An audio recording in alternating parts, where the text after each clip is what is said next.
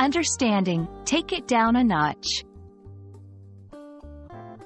Hello, everyone. Today, we're going to dive into a very common English phrase, take it down a notch. This expression is widely used in both formal and informal settings, and understanding it can help you navigate English conversations with more confidence. Let's explore what it means, when to use it, and how to incorporate it into your language arsenal.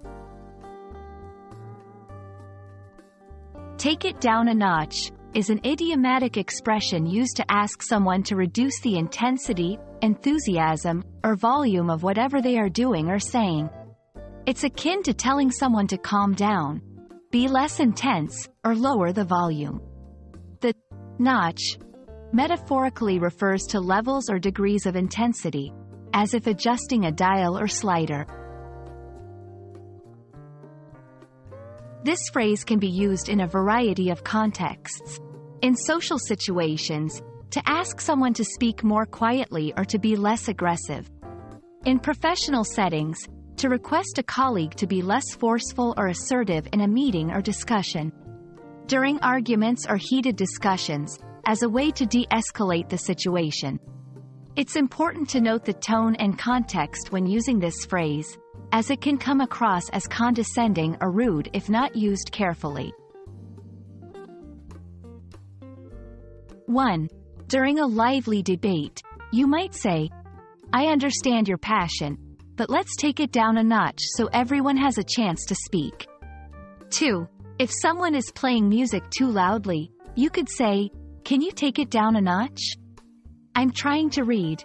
3. In a team project, when discussions become too intense, I think we're all getting a bit heated.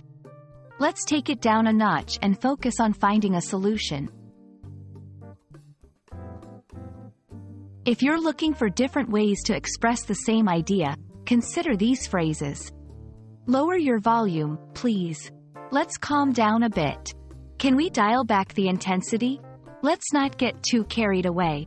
These alternatives can be used interchangeably depending on the context and the relationship between the people involved. Understanding and using the phrase, take it down a notch, can be incredibly useful in managing social interactions and communications in English. It's a polite way to ask for a decrease in intensity, whether it's volume, emotion, or enthusiasm. We hope this video helps you feel more comfortable using this expression in your daily conversations. Remember, practice makes perfect. And the more you use English phrases in context, the more naturally they'll come to you. Thanks for watching, and see you in our next video.